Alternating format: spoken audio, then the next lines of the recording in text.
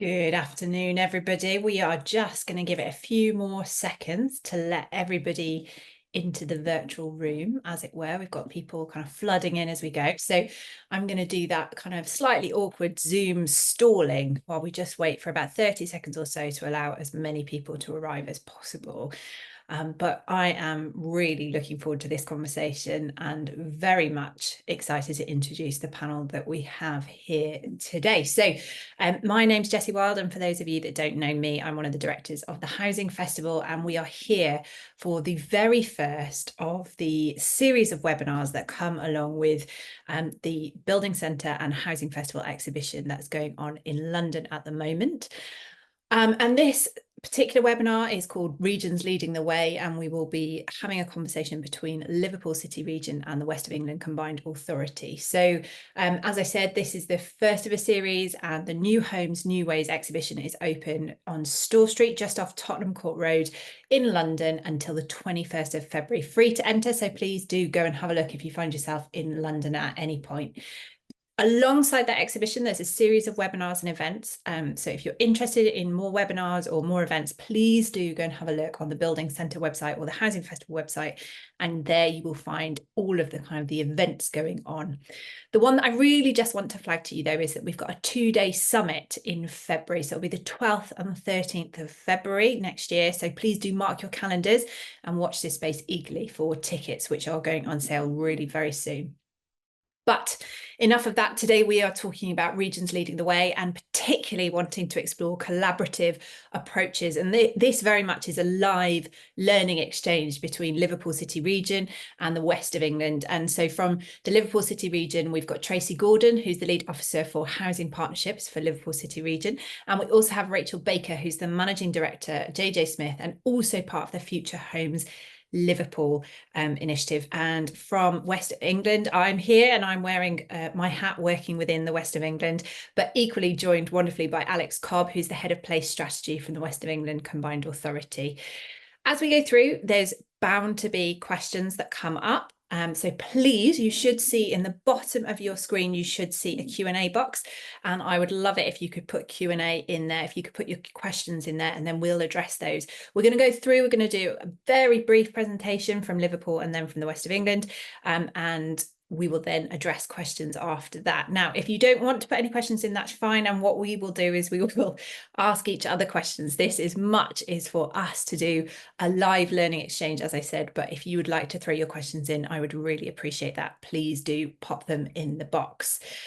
So without further ado, let's get stuck into this. So we're going to start with Liverpool, who are going to give us a little bit of an overview of their city and region and the kind of the context and the lessons that they're learning. And then they'll hand over to myself and Alex to talk a little bit about the West of England. And we will talk about, again, the kind of the context of the West of England and some of the lessons we're learning here. And then we will go into our discussion. So Rachael and Tracy, let me hand over to you to start us off. Thank you for that lovely introduction. And yes, this is Liverpool City Region. And in case you don't know where we are, we're up in the northwest of England on the beautiful coast, as you saw from the first picture, where we built a temporary house along the waterfront. I would encourage everybody to come and visit. So like many of you on the call, I'm sure we're facing challenging new housing targets where, again, they've almost doubled with the new Labour government. And we're very keen to support that agenda to get the right housing for our residents. We see housing as a key part of our economic growth, where we'd like to develop more skills and our net zero ambitions, as well as the social value we feel we can drive through modern methods of construction, in particular, low bill homes, if not zero bill homes as well. And we feel we're uniquely placed as a key MMC sector with the right leadership, of which Rachael will talk more about later. We've got some excellent partnerships in the city region across particularly our registered providers who are very keen to drive this agenda across the city region and work collaboratively, both together and with our existing companies. And we feel that we're in the right place as a combined authority with lots of convening powers, future housing funds to support and drive change through the industry, because I have been here long enough to know that this has been a topic for a while, and we've had several starts. And we need to continue pushing that. Now, unfortunately, David Meyerowitz, who chairs our Business Enterprise Board, who we've worked really closely with, couldn't be here today, but he has a slide that I'm going to talk through next. If I could have the next slide, please. So why Liverpool City Region? We are a main UK centre for advanced manufacturing. We build ships, we build cars. Why shouldn't we use that expertise to build houses as well? And we have significant leading manufacturers in the area that we can build upon their knowledge and their expertise, with thousands of companies employing tens of thousands of people, and a really great university base as well, with students and with that academic knowledge to support us in our journey to deliver more houses to a better quality, a higher standard, and lower bills, and to the right level that we need to house our residents and our future residents. We are also very privileged to have the Manufacturing Technology Centre based within Liverpool, and the UK's leading digital impact centre at SciTech in Daresbury. So we feel we have the land as well, the brownfield land sites, and an ambition to be net zero carbon for 2035. And all these things are coming together gloriously to make us hopefully leading the way in delivering MMC and the houses that our residents need. And I'd just like to hand over to Rachel to give the next slide. Thanks. Thanks, Tracy. Yeah, so that was the sort of aligning of the stars, if you like, as to why we took the step earlier this year to launch Future Homes Liverpool City Region. And this is basically everybody from across the supply chain that has all come together. So it's a public and it's the private sector all coming together to really try and solve how we can build homes at scale within the region. So we launched this earlier in 2024. That was actually the picture on this picture here on the slide, in the house and the Ferris wheel. That was the official launch event with Mayata Fanbula and Steve Rotherham and various of us from across the region. And it's great to see some of you, other members are also on the call. I can see you in the attendee list. And across the course of the year, we have held a series of workshops, essentially really looking at what are the stumbling blocks. As Tracy said, MMC is not new. Why hasn't it taken off? Why are we not producing at scale? Why have we got so many people in temporary housing? And through that, we've identified a number of the barriers, which then we've been able to sort of literally come together and, right, well, if that's a problem, how are we going to fix that? Let's really address that quickly and urgently to try and have the scale. So we've done that. We've led visits overseas to see best practice in action in other countries, which I think is really important. This is not an alien concept. This is a concept that other countries are doing and doing well, and we need to be exploring how they're doing it and learning from it. And as Tracy said, we built a house in 3 days outside the exhibition centre in Liverpool, which was there for the Labour Party conference and for the housing festival, not housing festival, housing festival in the brain. That's you, sorry. Anyway, the Housing Community Summit, and I think one of the key barriers that people saw was they didn't understand what MMC was. They had an image in their head of prefab from the 1950s, and then we had thousands and thousands of people through the house that were able to see it and touch it. We joked we should have had a tally on the side of the house for the number of people that came and knocked it. And it sounds really basic to everybody on this call who understands this that these are proper houses, but actually, if you've got people that don't, then I think that's a really important. So it's just exploring some of those things. So those are just some of the things that we have started, and that's where Future Homes has been born out of. Can I have the next slide? So It's just frozen for a minute, Rachel. Well, the next few slides are very boring, so I'll just talk. So in terms of images on them, so in terms of other examples of things we've been able to achieve this year, so we have had the first zero energy bills house in the north of England built within the region, and that came out of the conversations that we'd had within Future Homes and bringing the right people together. There is also a what will hopefully be the largest zero energy bills development in the whole of Europe that will be hopefully built within the region next year, of which I have to be ridiculously vague because it's in a planning process and I don't want to influence anybody within that system, but you know what it's like. But the principle was that development is about 18 months further along the process than it would have been without bringing all of those people together. So just the simple things of getting all of those people together under the umbrella of Future Homes has managed to speed things up, and to a degree that people said, I didn't think this could even be achieved by what you can achieve in the space of getting people around the table. So what we're trying to say is what can we achieve just by getting people in the right room. And then, sorry, Laura, to put you under pressure again. So I guess the lessons learned from our side is not to underestimate the power of collaboration. I think for a long time there's been this sense of this particular problem is that particular, it's either this particular housing officer's problem or it's this particular issue within that. And actually, when you bring people together, the collaborative, we're much better than the sum of our parts is a bit of a cliche, but actually we really achieve it. Don't underestimate how much you can achieve in a really short space of time with the right people. So from nowhere to building a house inside the Labour conference, I think is, it wasn't a small feat, and we achieved it because we had all the right people in there. And actually we were able to have the Secretary of State for Housing discussing things with people from all sorts of different backgrounds and having all sorts of conversations that really drove things forward. So have the right collaborators. And finally from us, I've stolen this image from Crisis, and I think keeping the focus on why we need homes so urgently has to be central. And I think for those of you who haven't been to the exhibition down in London, there's a really moving display of what temporary accommodation can look like. And I think whenever we're having all of our meetings, this is the reason why we're doing it. It has been the reason that we have all achieved so much, because that's at the centre of it. And I think as long as we all keep that in our minds, I think that will then, speed up the pace of change. So that's a whistle-stop tour into what we have achieved in Liverpool City Region over the course of this year. And I think we've come at it from a slightly different perspective from Bristol, and we're really looking to hear the West of England perspective. Fabulous. Thank you so much to Tracy and Rachel for that.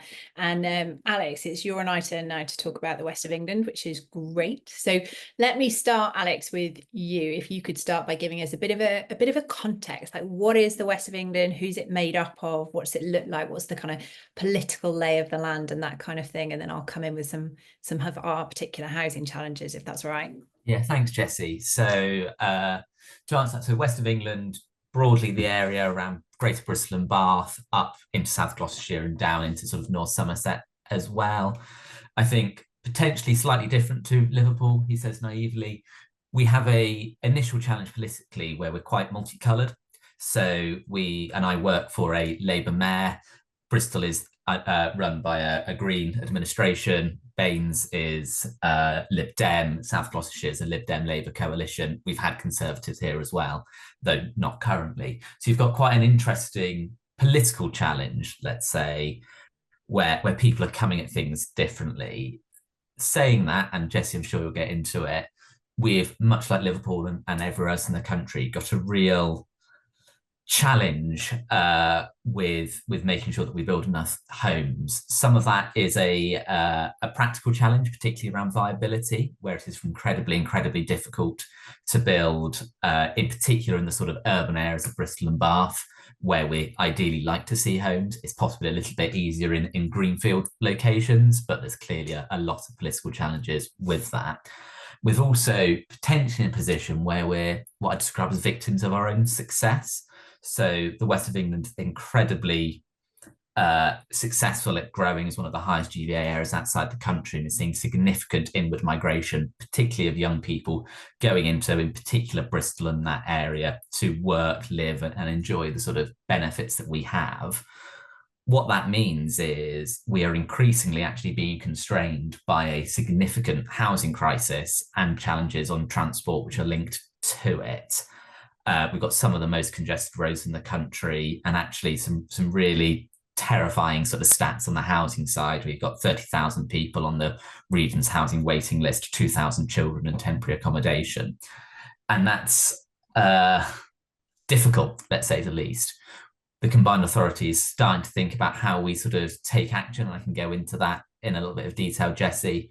But we've got a real challenge statement there of how we can use housing to enable growth, but also deal with all of those fundamental challenges that my colleagues from Liverpool mentioned around just the basic human right of having a safe, warm home, which is a real challenge for us. Yeah, I think that's right, Alex. And it's worth saying, isn't it, that actually the West of England, we have a housing challenge, but it's not actually unusual compared to the rest of the country, is it? Actually, the whole of the country is facing a housing challenge, but it does play out specifically within the West of England. It's sort of different even across the different authorities, isn't it, within the region? So as you sort of started to touch on, but we've got 4 authorities within the West of England that makes up the combined authority, and they are different. So Bristol, for example, the biggest city, is also an authority in its own right. It's got a large council house waiting list, or just waiting list for social housing. You could argue the biggest challenge for Bristol at the moment is around temporary accommodation from the housing perspective.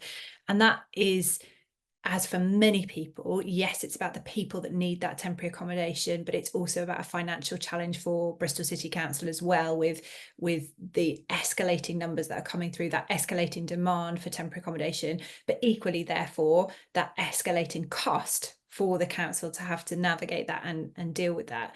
If you look across the way a little bit, if you look at Bath as a city, they don't necessarily have the same challenge when it comes to temporary accommodation. Their temporary accommodation need is much less than Bristol. But if you really think about it, their challenge is more around, actually, it's a really expensive city. So in terms of affordability of housing, yes, Bristol has that issue as well. But for Bath, the affordability of housing is causing a challenge, particularly in terms of keeping key workers in the city, or at least close to the city. And therefore, actually, to create a really healthy, functioning city way into the future, there's a challenge there around how do we make sure that people can live in the city to meet all of those key worker roles. There's an argument I think you could probably make, and I think you'd agree, Alex, but feel free to correct me if you don't. But I think there's an argument to make that the challenge across the region, therefore, is social rent housing. And while that might not be, while the different issues across the different authorities are different, actually across the board, across the whole region, if we could increase the number of social rent houses that we have available, actually that could help on all fronts. So it's going to help prevent more people coming into temporary accommodation from a Bristol perspective. It's going to help keep those that really need it in the local area of Bath, and free up some of the other accommodation that's available for those that can afford it. And I think there's a social rent challenge here that's really important. So, but there are some really exciting innovations that are happening across the region. And, you look at Bristol City Council, for example, and on the slide that was the cover image for this webinar, you'll see the ZPod scheme. ZPod scheme, known as Hope Rise, is in Bristol. It's housing that has been manufactured. It's been built in over a car park. It's 100% council owned. It's for young people that have been at risk of homelessness. This is council housing that is the ZPod. The Z stands for zero emission deployment. This is really high quality housing that really has very high carbon credentials and sustainability credentials, but equally it's using spaces and sites within the centre of Bristol City that wouldn't have been able to be used for housing. This is a working car park. It's a public open car park. It serves a busy high street, and it serves a busy park as well. And we didn't want to lose that car park in that region, but the housing is on stilts above the car park. The car park has been unaffected. Well, actually, in fact, the car park benefited through that development from electric car charging points and better lines marked out. And so there was actually a couple of extra car parking spaces that were added in the mix of that. So that was completed in 2020. So arguably that's a little bit of an old scheme to be talking about, but it's a really good example of starting to look at, with land constrained, particularly within a local, within the city centres. So how are we going to start to think innovatively? Another one of the projects that is going on at the moment across the region is, again, in Bristol, looking at small sites and how you could aggregate those together, really to look at, if you can aggregate the small sites together, can you make the best of some of the manufacturing technologies that are out there to deliver homes at a more viable scale? And Alex touched upon that viability there as well. But Alex, what about for you, from your perspective, what about kind of particular collaboration or lessons that you've been learning sat within the West of England Combined Authority? What are you seeing that's going on that maybe I'll have missed from my perspective? Thanks, Jessie. I think completely agree on the social rent need within the West of England across the board, really. It's quite interesting from a West of England perspective, and certainly from a combined authority, we're thinking about it in two ways. Number one, and as we've sort of seen, there are some really, really big, exciting sites that we've got, as I'm sure Liverpool and other parts of the country have, to deliver significant number of homes and really make a step change. So think about Temple Quarter, where we're hoping to deliver 10,000 new homes around the station and working really, really closely with Homes England, the City Council on it. Up in South Gloucestershire on the former Filton Airfield, we're working with YTL there to sort of deliver, again, sort of 6,500 homes, subject to some planning permissions there in particular. But these are some really, really exciting big schemes that will deliver houses over the long term. And what we've really seen through that is the need to collaborate, work across government, and really think about how we deal with big infrastructure challenges, given the sort of viability challenge that I touched on. But the thing with those is these are all absolutely super exciting things, and we should be driving forward with them. They are going to take a long time to deliver, and we've got a crisis now. So the thing that we're really, really exploring in parallel is working out what are those sort of, what I say is smaller scale, quick win interventions that we can do to try and make an impact and deliver social rent housing sooner rather than later, and think about what we can do over 5 years rather than 15 or 20. I think for us, and recognizing that we're quite a new combined authority and very much learning, the skills that we need to think about are how we work with our, in particular, public sector partners, whether they're the councils or sort of fire and rescue or NHS or whatever, and think about how we think about our land differently to optimize that to unlock the things that we want from a public sector and general viability, not viability, sort of optimal public good perspective, let's say, rather than selling it off to the highest bidder. That is really, really difficult, given in particular the finances of everywhere in the country at the moment. But where, and I can see there's a question going on in the background, where that is really useful, where we can do some clever things to aggregate across landowners effectively, that can help us give the pipeline that hopefully is sufficient to get the supply chain interested and developing. And we know in the West of England particularly, one of the real challenges we have is that, partially because we're slightly more isolated from other big cities than other parts of the country perhaps, we do have a challenge in getting the supply chain to sort of come in and deliver on some of our schemes. So the more we can show there's a credible pipeline of exciting stuff, the more that we can get going and deliver that for our residents. Brilliant. Thanks, Alex. I'm going to pause us there because we've definitely had our 10 minutes to talk about the West of England, but I will work now to chair the conversation between all of us. So if you do have any questions that you want to put to any of us, please do put them in the chat and I'll kind of try and incorporate them into our conversation. And I've definitely got a lot of questions for Liverpool in terms of to learn more about your approach. We've had a few comments in the chat already from people like Ian, who has said that, well said, Rachel, the crisis and the bigger why is often mentioned, but that impact is rarely discussed. And really that's the focus of the exhibition in London, isn't it? And why you got involved in terms of, actually, we need to make it really clear what's the impact of this crisis at the sharpest end, but also through all of it. And so There are kind of a few different topics that I want to pick up, and I'm as chair's prerogative, I'm going to ask the first question of Liverpool. But I think one of the things I was listening to you talk about in terms of the Future Homes program that you've got getting on, you were talking about the workshops and those conversations and the things that you're learning, and then moving that into impact. You're actually moving that into objective-led delivery, which is really exciting. How do you prevent it from just becoming a talking shop? How do you make sure that this moves into action and it isn't just a lot of people getting to wax lyrical about the crisis or about their product or about what have you? How do you make sure that it actually moves forward into action? I think it's really, really important. So I have zero desire to be involved in anything that is a talking shop. I'm just not very good at it. Tracy's laughing. She knows I'm a doer rather than a talker. I think it's probably fair to say.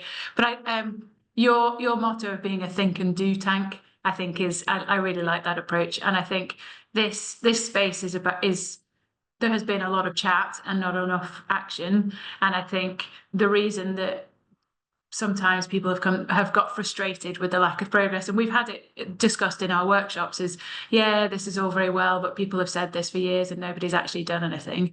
I think the point that Tracy made about the stars aligning, I think, is really key. So I was involved, a few years ago, and I would have a conversation with somebody, and they'd say, yeah, that's all very nice, but it's all a bit, like, yeah, that's in the kind of wouldn't that be lovely camp. Whereas I feel now there's much more of a burning platform problem in terms of finances. And I think so suddenly this has become to the front of everybody's attention. And so just talking about it is no longer an option. And if I get the slightest hint that we're turning into that sort of thing, I will be off. I don't know if you have anything to add to that, Tracy.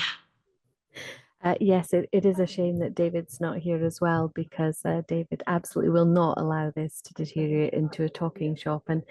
And I think that's why, we've got our first demonstration scheme on the Wirral, 13 houses, but we granted it with some CA funding to have it as a demonstration to start off. And it's about to finish, 6 months, brilliant build, went up really quickly. There'll be some amazing videos looking at that. And then we already have our next site lined up. And what we also have is we are looking at our next scheme as well, where we want to take this model that Rachel has kindly taken quite a lot of our politicians and explained to our mayor about, having small factories near areas of regeneration. So we've got potential investors lined up, working again with our local authorities and our registered providers to come together and make something actually happen, because I think everything we're doing is about driving change, because many of the things that you were saying about the west of England, it's the same here. We've got over 30,000 people on waiting lists wanting social homes. Because we're so affordable, we weren't allowed social rent homes for years, and it's only recently changed, which is great. We have a housing first pilot here in the city region. We've been piloting that approach where you give homeless people a home first and then address the rest of their complex needs whilst they have that stability and a roof over their head. And the hardest thing we're finding is actually finding the properties to put them in, to give them that home in the first place. So we actually have a small waiting list of about 20 or 30 people who are looking for accommodation. And so we're under all the same pressures, and we need to find the same sort of answers. So we're certainly also looking at a small site scheme, and I know both our chief executives have spoken to one another about learning from one another and doing the right thing there. And the other thing that we're also exploring with Rachel and David is prisoners building homes and the skills agenda there, and making sure that prisoners, whilst they're serving their sentence, are learning some skills that will be useful when they come out, that also address the huge skills challenges we're having in the construction sector. So there's a lot of overlap that we can learn from one another, even though we're in different political situations, different availability of land, but exactly, different house prices. But we need to learn from one another regardless of that, because we are facing a lot of the same challenges. Absolutely. And I think there's it's really encouraging, because I was aware that the two kind of chief execs have started conversations between Bristol particularly and Liverpool City.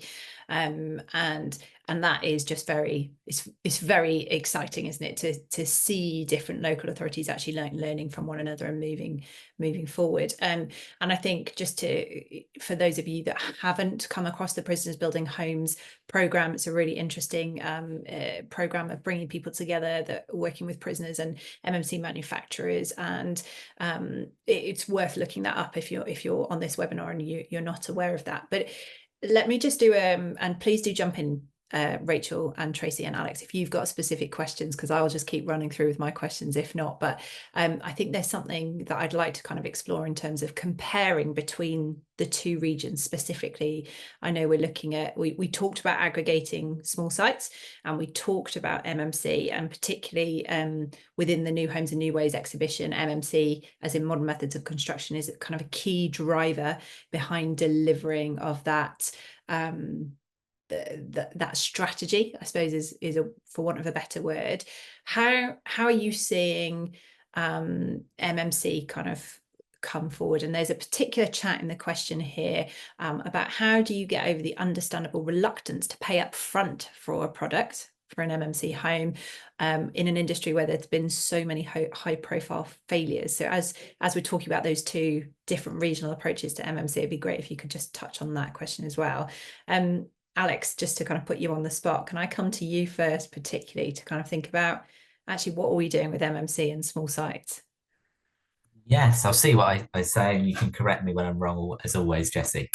I think for our point, as much as anything, we're starting from, as a combined authority, a relatively low baseline where, as Jessie has said, there's a lot of really, really exciting work that's gone on to sort of test the principle and do some sort of small scale pieces of delivery, which are really, really exciting, but we haven't quite worked out how to scale it yet.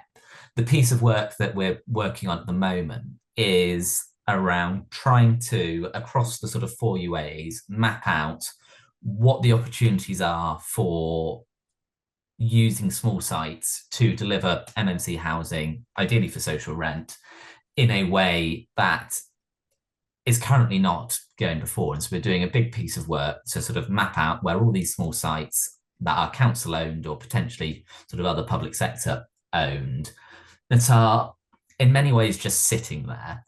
They, at least within the west of England, are a bit too difficult and not necessarily viable for market housing or anyone to be interested in doing anything with them. And what we are trying to really get a sense of is what is that pipeline out there, and get that out of something which is in the sort of back decks of an Excel spreadsheet somewhere into something we can really, really sort of visualize and understand. The exam question, once we've got that, is to try and work out what the opportunities are for aggregation in particular. A load of these sites won't work. That's fine. We can think about doing something else with them, and I'm sure there's a lot of good that can happen. But there is an opportunity, and there will be an opportunity with some of them, can't say how many yet because we're still doing the work, to do something a little bit different and hopefully bring them forward for sort of MMC housing through aggregation. That is going to still be difficult, and is where we are going to need to have some very grown-up conversations with, I guess, both ourselves as funders, but the likes of Homes England, whoever that might be, in terms of access to affordable homes programme, A, and B, thinking about how we work with the planning system that is run by our constituent councils to make sure that we can work through and potentially get over some of the challenges of needing lots and lots of planning applications for lots and lots of small sites, and that adding costs and sort of slowing everything down. Clearly, we need to respect the planning system and work through it, but trying to think about how we can streamline things through standardization in particular and aggregation. Where we hope to get with that, and it's early days, we don't have the answers yet, is to have a proper worked up pipeline and a funding ask for what we think we can do with these small sites and what sort of level of social rent housing we can bring forward is. I think to answer the question, I'm not sure who posed it, there is going to be a challenge about paying up front for these, and that ultimately I think this is where the public sector has to take a bit of a risk. We're hoping that through getting enough of a pipeline and building it up that way, there's a clear place for these buildings to effectively go, and you get the supply chain, the pipeline that's needed to deliver via MMC. It's a risk that we're working through, but we are aware that the traditional construction sector is not delivering the homes we need. So we need to really explore the art of the possible to do other things to make a significant difference. Yeah, I think that's crucial, Alex. It's the comparison, isn't it? That there's been a lot of high profile MMC failures, particularly in the category 1, the volumetric modular, but we've got to recognize that the whole of the construction industry is challenged at the moment, and it's not fair to say that the MMC sector is suffering more than the rest of the construction industry. There have been a lot of companies that are struggling across the wider sector, not just in the MMC space. It just so happens to seem that the MMC failures seem to be making a lot of headline news at the moment, unfortunately, which is not helping when it comes to making an argument for using manufactured construction. So that kind of conversation around actually keeping the dialogue going around the benefits of an industrialized construction approach is really important. Rachel, Tracy, let me give you an opportunity to answer that as well. Yeah, so from my perspective, we supply machines to this industry. So we see factories that are succeeding all over the world, quietly getting on and doing this. I think there's a few aspects that I want to say. Firstly, as Jessie said, there's been some really high profile traditional construction, but when Carillion or ISG go under, we don't suddenly say, right, that's the end of the traditional construction. Nobody poses that question. So I think that I think we have to take some of these headlines with a pinch of salt, and I also think we need to be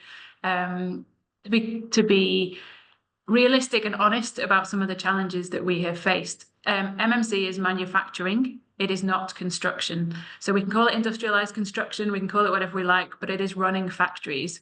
And in order to run factories, you have to have output, and that requires a joined up conversation. So you can run an efficient, profitable factory building 50 homes a year, but you need to have somewhere for those 50 homes a year to go. So if you can have a pipeline for the next 5 years with those 50 homes a year, you can employ people, you can have stable contracts, you can build up a skills pipeline. If suddenly all of your projects get stuck in a planning system, or there's some issue with something, and suddenly you've got a factory full of workers and nowhere for your panels to go, you've got a problem. And I think we have to have some genuinely honest conversations about that and how we're trying to build things up. So I think there's that aspect to it.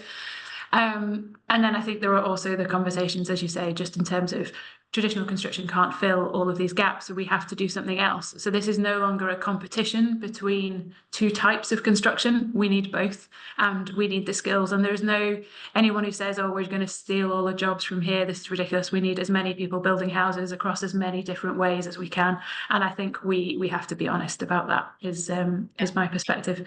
I think that's absolutely right. And I think there's an interesting thing there, isn't there, around factory capacity, and that touches on somebody's question here around if we need scale, are we thinking and doing together across regions and across local authorities, not just within smaller regions or local authorities? And I think the answer is yes, we must do that, and there's a lot of initiatives that are trying to do that, but making the move from your kind of standard traditional construction where it's site by site, organization by organization, through to a modern methods of construction way of thinking, which requires aggregation, requires sites going through together, requires a pipeline, requires thinking much broader. It's a massive cultural shift in the way that companies think. Tracy, did you want to add anything to that? Yes, so I mean, I don't want to name them, but one of our housing associations, registered providers, sorry, has said that by 2028 they will only, obviously where appropriate, they will only be using modern methods of construction, and have already developed their standard housing types to be appropriate for category 2, which is mainly what we've been talking about, MMC, so that they can be built. So so that they will then have their pipeline, and they build about 800 homes every year. We're hoping they'll be increasing that across the Northwest. So if you just look at one, of the larger developing associations, they already have that pipeline. They've committed to doing that pipeline using IMC because it will be the high quality standard that they want. And whilst it's a little bit more expensive now, when the future home standard comes in, they'll be getting a high quality home that will be low bills for their residents. It's ticking all those boxes. And we're working, as I said, with a consortium of registered providers to see, the rest of them are looking at this. They're looking at how they could deliver this. They're looking at their own workforce, where they have their own workforce, and getting them trained and working alongside it. Because as Rachel says, and everybody else says, we will need both methods, for a long time. So you can see that pipeline's evolving. And then whilst our local authorities don't have very much land left, and actually don't have any council houses left either, because they were all transferred out, the areas where they do have land, they are also looking at how MMC could be a delivery of change, particularly in those areas where we still need to regenerate, because we had old housing market renewal areas where the job isn't finished off, it's half finished, and it's where those areas also require jobs and skills and input from that perspective. So joining the two together makes absolute perfect sense, to try and address all the issues that our areas face. Thanks, Tracy. Time is racing on, and we are due to finish this webinar in only 4 minutes, which is a real shame. I feel like we've only just started this conversation, but I'm going to come to each of you in a moment for your sort of parting shot and your kind of final thoughts of sort of 30 seconds each. Please don't give me more than that, because I won't fit it in. While you're having a few moments to think about that, let me just say thank you so much to each of you for being part of this conversation. And thank you, Rachel, Tracy and Alex. It's been so good to be able to put us all together in a virtual room and have this conversation. Thank you so much as well to the Building Centre, who are doing all the tech work in the background. It's been brilliant to have you kind of there and supporting. This is just a reminder, the first in our series of webinars that goes alongside and hand in hand with the New Homes and New Woes exhibition based in London on Store Street, just off Tottenham Court Road. But these webinars and events are going to be coming up, so do watch out on the Building Centre website or the Housing Festival website for all the dates and the events that are coming up. The next webinar is this time next week. Mark your diaries, this time next week. And we are looking at industrialised retrofit for high quality social rent homes. And we're going to have guest speakers from Studio Partington, Energy Spron and Melius Homes. So please do come along to that. It's going to be a really interesting conversation. But to wrap up, let me get some sort of final thoughts. Rachel, why don't you go first? Yeah, thank you. I will be super quick. So I think for me, it's about joining all the dots. Somebody asked about skills, and I think that was one of the most exciting moments of the inside the house at the conference that we had, was the moment at which we had the housing secretary saying, this is never going to happen unless I sit down with my counterpart in the DFE and my counterpart in DESNES, and we come up with a joint strategy together. And for me, that is, if we can get that to happen, so that we've thought about this in the round, and housing is fundamental to all else, but we also, it can be an enabler of so much of regeneration, of skills, of all sorts of things. So I think there is a real opportunity to work together. So any opportunity to collaborate, let's seize it, and let's not keep anything hidden. It's all about working together. Absolutely. Tracy, did you want to add to that? Oh, mine's going to be partnership. And Rachel's already really covered that. But yeah, we absolutely need to work across the different sectors to make sure that this is successful. And I always love that, both the Building Centre exhibition and Rachel and all the other speakers have said, we need to remember why we're doing this and the social impact that it has at the end of the day.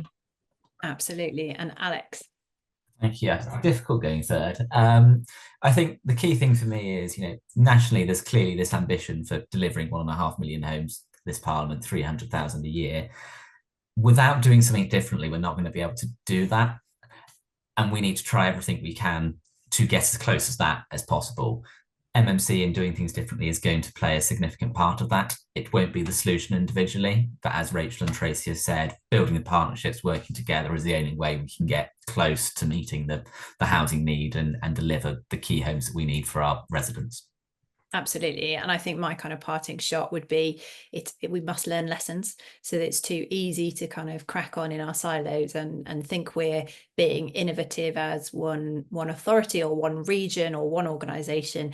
But actually, there's no point doing that if somebody else has already done it all and we're not speaking and we're not learning the lessons. So yes, partnership, but also actually just being humble enough to learn the lessons and learn from somebody else's mistake has to be the way forward, which is why events like this are so encouraging to me, and why hearing of kind of officers at high levels sharing their learning across local authorities is just so encouraging.